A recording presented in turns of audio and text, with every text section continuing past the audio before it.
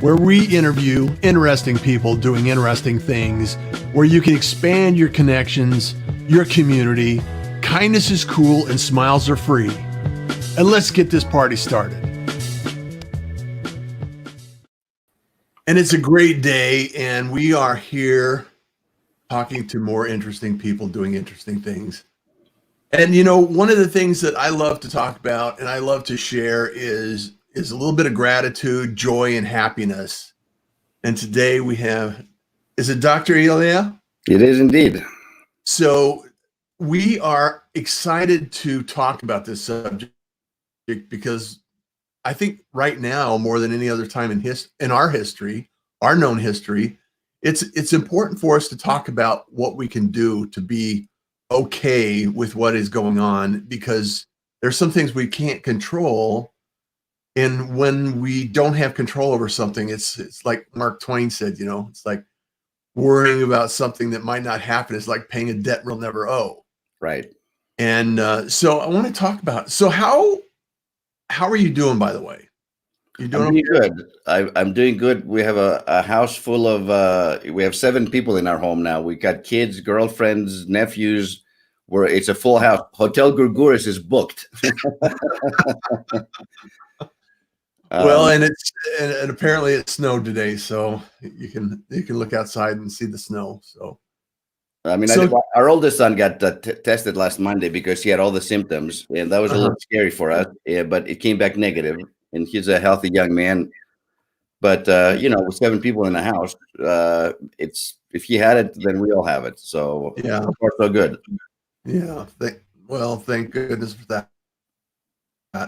So talk to us a little bit about, let us know who you are for those that haven't met you yet or aren't aware of who you are. And you've had a long history in leadership and communications and speaking. You're an international speaker, and you've written actually 2 books now. We'll talk about it a little bit later, but kind of share a little bit about how you got to this point and what your journey was as you graduated through life and became a pirate. And I love it. This is my first pirate show, so I'm very excited. I'm my kids and everybody in this home have been doing a marathon of Pirates of the Caribbean all week long, so it's very appropriate. So my background, you know, born and raised in Athens, Greece. Family moved to America, Santa Monica, California, beautiful seaside town, suburb of LA. Went to UCLA as an undergraduate, got my PhD in psychology, had a private practice for the first half of my career as a clinical psychologist, and then got burned out, which we can talk a little bit about that, and then moved over to the corporate side and doing leadership training and development, executive coaching. But really, my passion is happiness. And I think because the transition to do something outside of just being in private practice morning, noon, and night allowed me to begin to speak publicly and to write.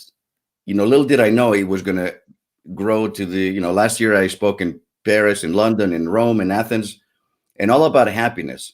And regardless of the audience, regardless of the country I always start my talks by asking the audience this question. I'm like, if you were to ask any parent, regardless of nationality, ethnicity, socioeconomic status, rich, poor, middle class, whatever, religious affiliation, or, you know, gender affiliation, what would you like for your children? What is the answer to that question? And the answer always is, I just want them to be, and then I put the mic to the audience and they yell, happy, you know. So we all want people that we love to be happy. And as Aristotle said, happiness is the whole meaning of life, the whole purpose and end of human existence. It's all about happiness. And I'm passionate about it. And I've lived it. And I try to live it. So it's not just, you know, talking the talk. So I wrote a book called 7 Paths to Lasting Happiness. I didn't write it as a PhD. I wrote it from my heart. It's a very personal book. And, you know, when you write something that personal, when it goes out, once you publish it, you can't bring it back. No, that's out there forever. Nowadays, it's like published and you're done. You're done. And, you know, today with the cynical, you know, social media and so on, and to my surprise, I knew it was a good book because it was solid. It was based on my 30 years of working with people, and I love people. So But if you go on Amazon, look at the reviews, it's 97% positive, which is unheard of in the publishing world. It almost sounds like fake news. Like, what the heck, he bought these reviews, right? I don't even know these people, Yeah. but and people have said, you know what we like about your book is this, that it's not theory. It's at the end of every chapter, I have the audience, the reader, I should say, couple points to ponder and to meditate on, couple questions, and then what I call take action, meaning that knowledge without application is just education. So we can read the top 10 books on how to be happy and highlight them and underline them to death. And then when we're done, what do we do with the books? We take them and we put them up on the bookshelf, never to read them again. Well, now we know more about happiness. Yeah. We're not any happier. Actually, probably more frustrated because now we know more, we're still not doing it. Yeah. So the key is to act on the things that, and that's what people love about it. I'm very much practical, take action. This is how you do it. So people know about, love yourself. Path number 1. They don't know how. Yeah. Gratitude, number 2, which we'll talk about gratitude, in a bit. Forgiveness, number 3, especially self-forgiveness. Yeah. Because in my experience, people have a hard time forgiving themselves. Very hard time for self-forgiveness. And then we talk about purpose and passion, nourishing your spirit, because I feel like we're spiritual beings. So there's another dimension to happiness. It's not just the physical, mental, and emotional. I believe it's the spiritual as well. Yep. And then relationships, having loving relationships and getting rid of toxic relationships, because even if you do all the other stuff, if you're surrounded by toxic people, you're going to have a hard time being happy. And finally, in the end, the last path is be of service or be kind to other people, because ultimately, I believe we're here on this earth to help one another. And I say kindness is cool. So kindness is cool. And people say, well, am I my brother's keeper? I'm like, no. You're not just your brother's keeper. You're your sister's keeper and your mother's keeper and your father's keeper, and your neighbors and the homeless person. We're all connected. I believe we're all brothers and sisters on this earth to here help one another. So those are the 7 paths. Now, let's go back to gratitude, because I know that's really important to you, Russ. Absolutely. Well, I think I want to kind of take it to another level too, because I think 2 things about happiness. One, I think there are times where we have to choose to be happy. Yeah. And I think one thing that helps us in that process is self-awareness. Number 1. Because until you understand what it is that you're truly thinking and feeling and observing and, really living, it's kind of almost like you're allowing everyone else to feed you what you should be feeling, rather than coming from the inside out and knowing what you should feel. Knowing how you feel is just being, a state of being. And until you can really understand what it is that makes you happy, gratitude really doesn't come into play. I mean, in some respects, it's taken me years to kind of get to the point where I know what I want and what I don't want. And like you said, toxic people are removed. You have to remove things that are baggage along your way. And until you understand what that looks like for yourself, it's kind of challenging, don't you think? Absolutely. Although with with gratitude, you cannot be grateful and be down at the same time. Those things cannot coexist. So it's easy to be grateful when things are going well.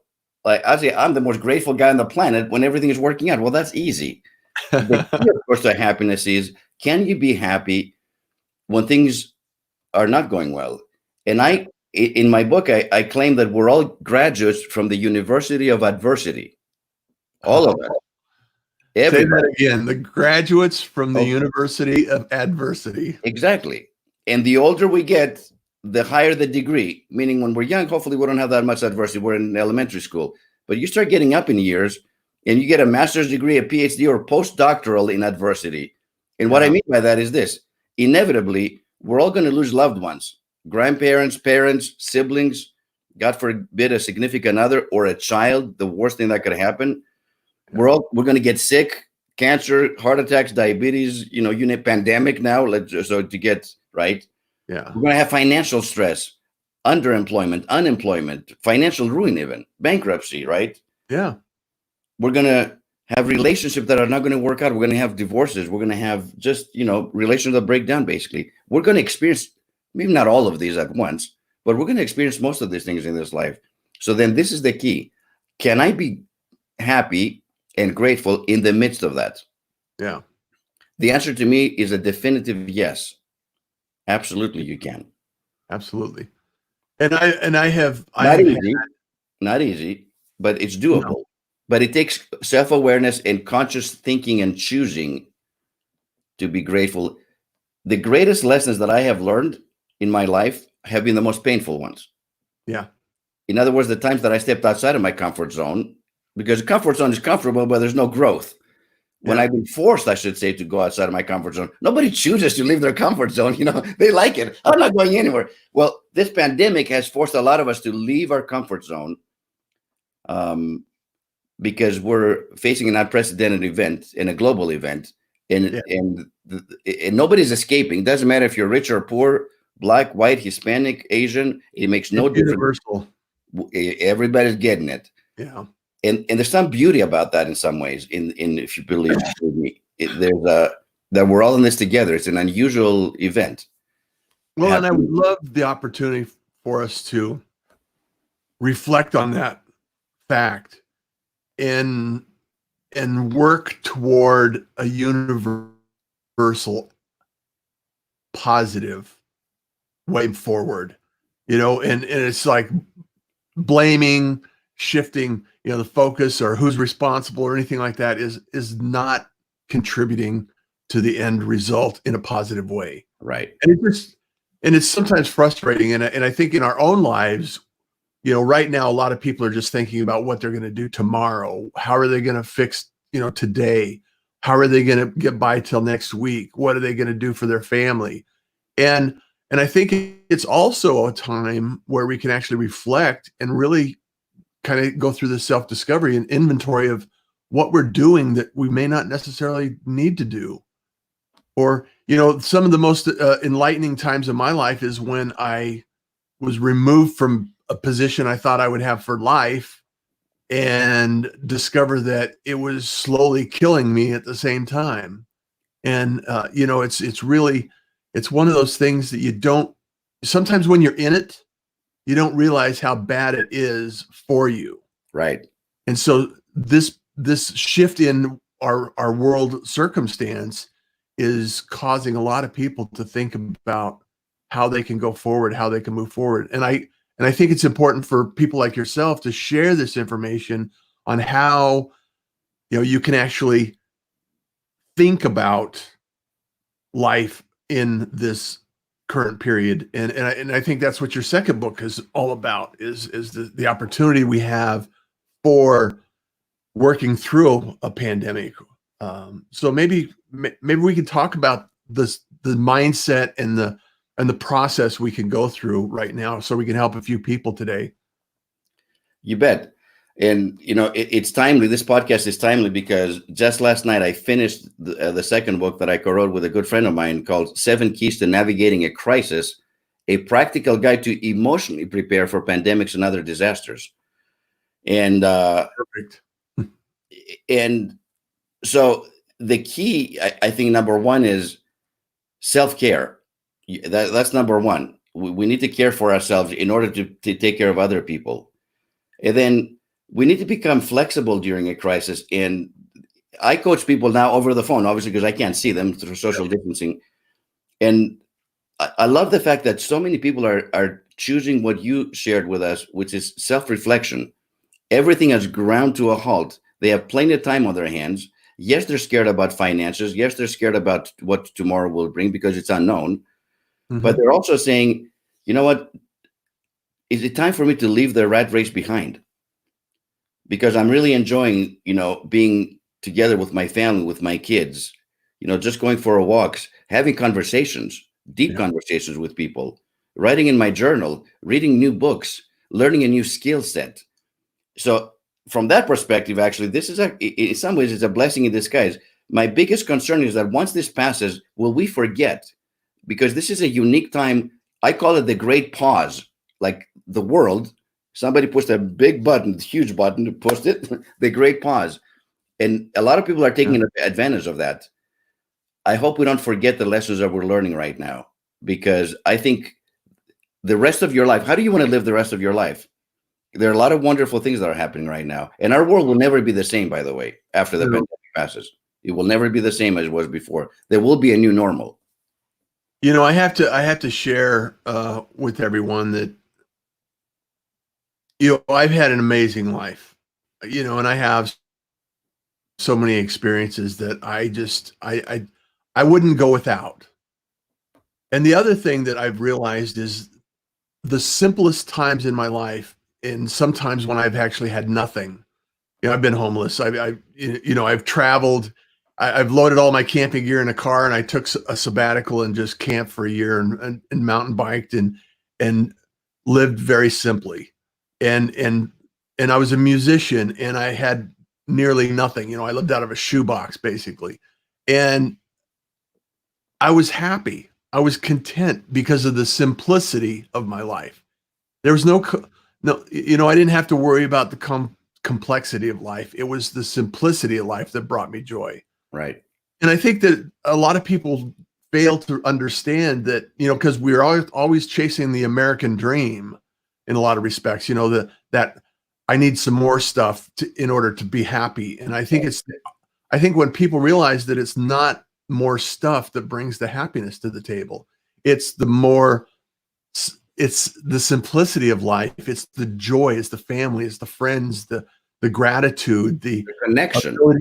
It's the connection to other people that we love. Connecting with people is the key. Connections are key.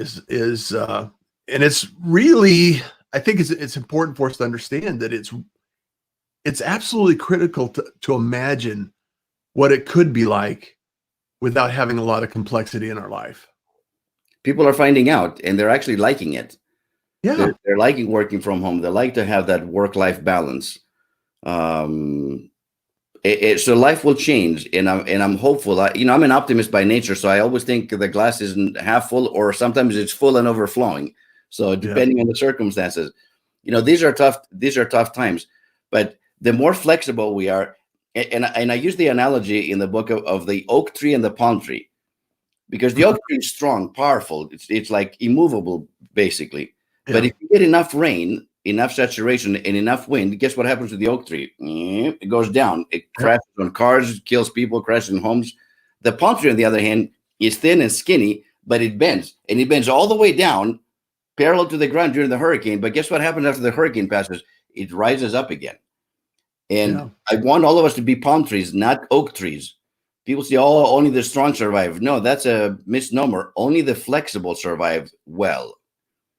If you're inflexible, and this is a time, so many things, like you said earlier on in the broadcast, is out of our control. Yeah. So, but that's not the end of the world, actually. No. If you focus on the things we do, I control my attitude.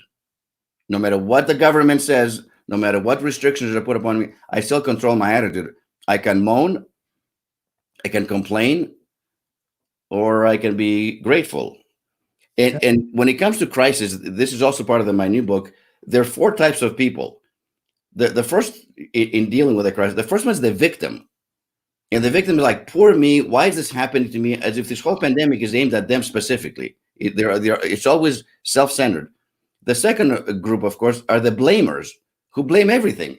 They blame the government, they blame the president, they blame the World Health Organization, they blame every new restriction or anything that's passed down. Blame, blame, blame, blame. Mm.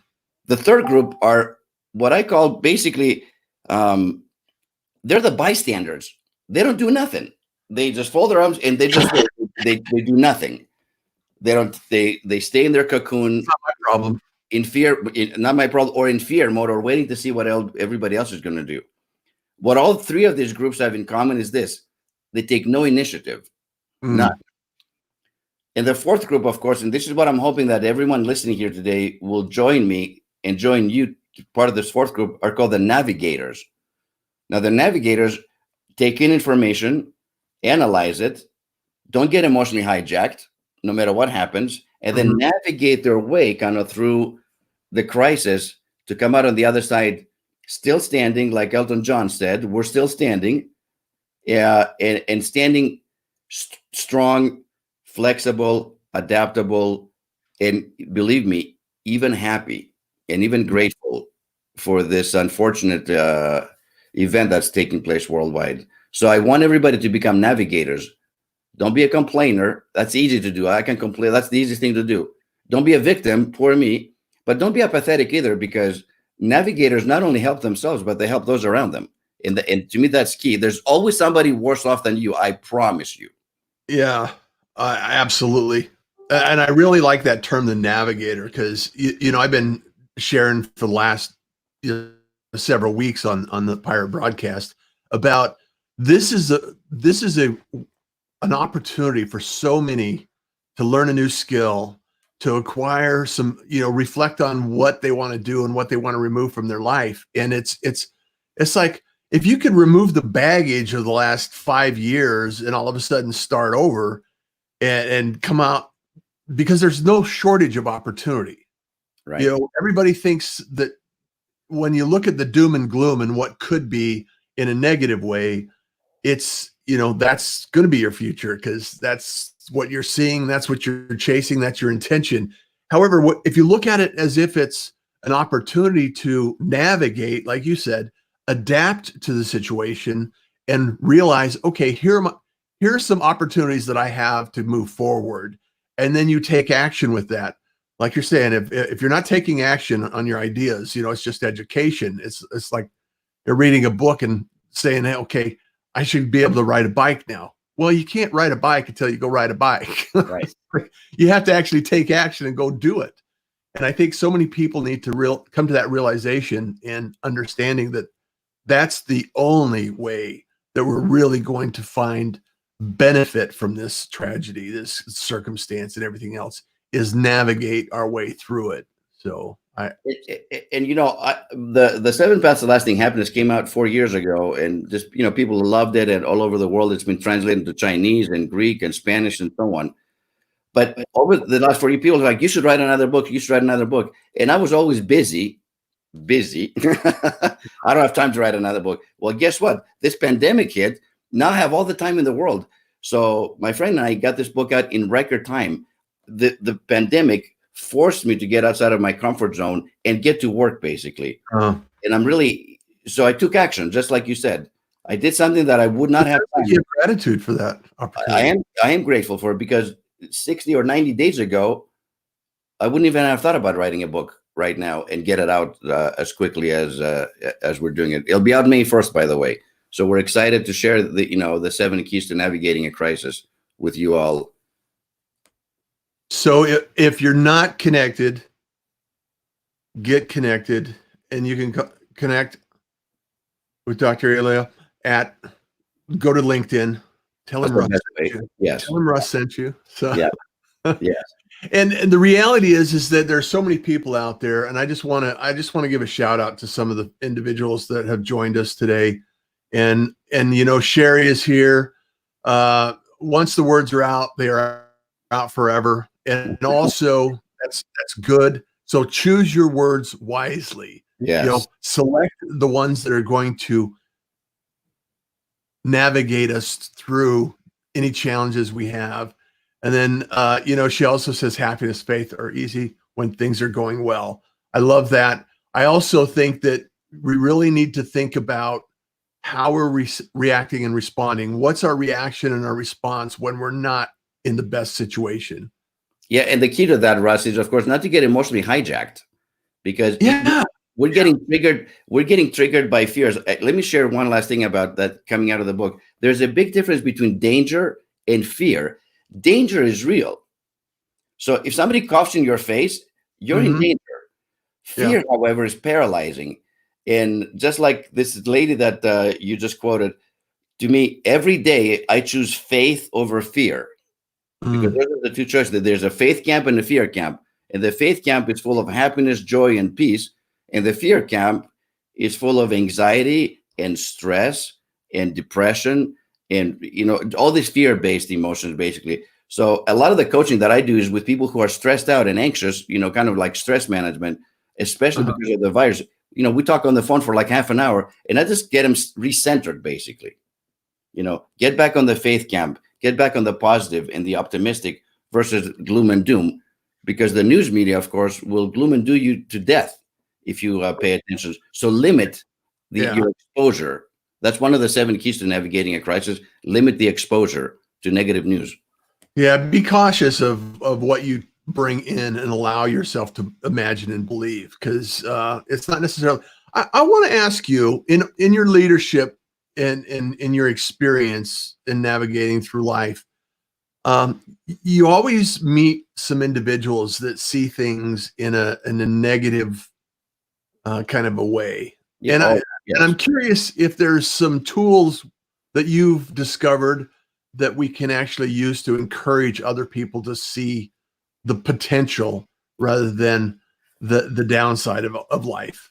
Absolutely. And that has to do with the questions that we ask ourselves. If the statement in my mind, I can't do this, or I can't afford that, or this will never happen, guess what? That becomes a self-fulfilling prophecy. So the key is to change the question. How can I do this? Or how can I afford that? How can I make this happen? Because once you do it's a very short adjustment, but the word how opens up the possibilities of a solution. I can't mean the door's closed, shut. It brings potential rather than slamming the door. And our brain is used to answering questions. So if I have a negative question, well, guess what? It's going to reinforce that. But if I ask a positive leading question, like, how can I do this? How can I make this relationship better? How can I find a different occupation? The computer in your brain begins to actively search the data and will come up with answers. And your own inner wisdom, you don't always have to rely on experts or coaches or anything. Your own intuition, your own inner wisdom is a key contributor to your happiness and success. And like Angie says, we can choose joy even when we aren't happy about the situation. Right. Exactly. It's one of those things that you really have. Sometimes it's a decision. Sometimes you feel like you may not feel 100% when you get out of bed. And I'm getting over a cold. And I've had this cough, and it's sometimes challenging, and it's like things don't always go the way you expect it. And that's, it's like, okay, it's an observation. It's like, and sometimes, days are, sometimes you have to choose to have a little gratitude about the things you have rather than the things you don't have. And I think it's important for all of us to adopt a more positive behavior outlook and really think about life in a new perspective. And happiness is a choice. Remember that. I know some people say, well, that's easy for you to say. No, you work at it. But happiness is a choice. Yeah. And in the end, here's what I would say. Ask not what this person can do for you, but what you can do for this person. Like, be service oriented, kindness oriented. When I lose myself in service to others, I'm the happiest by far. And it's really hard to feel down when you're helping someone up. It's impossible to feel down. And now, on the way to the service project, I might be cranky about it because it's not convenient. But on the way back, there's always a gratitude in my heart for the opportunity I had to help another human being. And my purpose in life has always been, Russ, since I was young, actually, is to make a difference in people's lives. That's what motivates me and drives me more than anything else, more than money, more than careers, more than degrees, more than accolades. It's really making a difference in people's lives. I love helping people, and I'm grateful that you had me on the show. I mean, this is great conversation with you, Russ. I really appreciate it, and this is the whole point of the Pirate Broadcast, is have conversations with interesting people, because I'm always fascinated by how people think about their process, what they're doing, how they got there, and I think it's important because it opens the door for others to imagine a different outcome in their life or a different possibility. It's like, it's like you don't recognize that something's happening until you kind of learn a little bit more about it. So there's other ways of thinking, there's other ways of doing, there's other ways of being. And I think, and thank you so much for the time today. And I appreciate that. I just want to give a shout out to a couple of people that joined us in the LinkedIn. Wendy, thank you so much. Start with the smallest things to be grateful for first. And if you start with the smaller things, it can take a while. So, good points, very good points. Thank you so much for being there. Tapas is here. Randy, who introduced us, he was the one that actually introduced us. Thank you, Randy, for being here. I got your message last night. I appreciate what you're doing and support you all the way. Arcot, all the piratey, nice to meet Mr. Happy on the show. Hey, they don't call me the happiness doctor for nothing, you know. Yeah, exactly. So, and Kenyatta's here. Good morning, Russ, Elia, and Wendy, Lori Knutson. I love the fact that all of these, Gabriel's here. Gabriel's actually being on the show tomorrow as well. Andrew, thank you so much for being here. Appreciate you. And then Andrew focuses on service to others when I'm down, and he's really an advocate for that, and he's a practitioner of service to others. So David Munford, live one day at a time and a moment by moment. And I know that. Thank you, Randy. Thank you, my friend. I just feel like we're in a transition of a lot of things, a lot of movement, a lot of change. And I think, like you said, if we can navigate these changes, if we can move through this and move past it and become stronger individuals as a result of this, I think our environment's going to be much better. Yes. People around us are going to be inspired. They're going to see the change and the positive outcome. And so if we can all work together for a little bit of happiness, I think it's going to help everyone. So any parting words of wisdom and anything you want to share with the rest of the pirates today? Aye, matey. Yes. I would say this, that, successful people make as many mistakes as the rest, but they have three unique things that they do. Number one, they own their mistakes. It's like, that's on me. They take personal responsibility. Number two, they learn from their mistakes. And number three, and this is the most important thing, is they have the ability to let it go and move on with life. In other words, they don't carry the baggage that you talked about with them into tomorrow or next week or for the next decade or for the next 50 years. They have the ability to let it go and say, you know what, I'm moving on, unencumbered by this. I owned it, I learned from it, and then I'm moving on. The faster we can do those things, the better we will be and the happier we will be. Because guess what? We're going to make mistakes every day. It's not the end of the world. No. Yeah. So that's the thing about, and that's where self-forgiveness comes in. Do it often, do it quickly. Don't let things accumulate over the decades. I've worked with thousands of people over the last 30 years. Believe me, that's a tough task, but you can do it. And you can start, when it comes to forgiveness, people have two choices, because I have them write a list of all the things you've done that you need to forgive yourself. Some people start with the easy stuff. Well, I insulted somebody last week, or and then forgive. Some people, like the type A personalities, they start with the very worst thing they've ever done. And they're like, man, if I can forgive myself for that, the rest is easy. Yeah. I don't care which way you go, as long as you do it. Just go through it, take an assessment, and, try to find a way to it. Because, all success comes through failure. Exactly. And if we can adjust it, forgive ourselves, and find some joy and happiness on our day, we're much better off. So thank you so much for being here. I truly appreciate the time and effort. And I know that all the pirates out there are going to appreciate it. And I look forward to your next book. And I'm just excited about so many things. And I know there are a lot of challenges in front of us, and we don't know the outcome. We don't know what the end result is going to be. So navigate each day and don't be a victim. So don't be a victim in what you're doing. And thank you so much for being here. Kindness is cool. Smiles are free. And you enjoy the day. Thank you for making me an honorary pirate. I appreciate it. Anytime. We'll be in touch. Thank you for joining the Pirate Broadcast. If you found this content valuable, please like, comment, and share it across your social media channels. I would love the opportunity to help others grow in their business. The Pirate Syndicate is a platform where you show up, we produce the show. It's that easy. If you want to be seen, be heard, and be talked about, join the Pirate Syndicate today.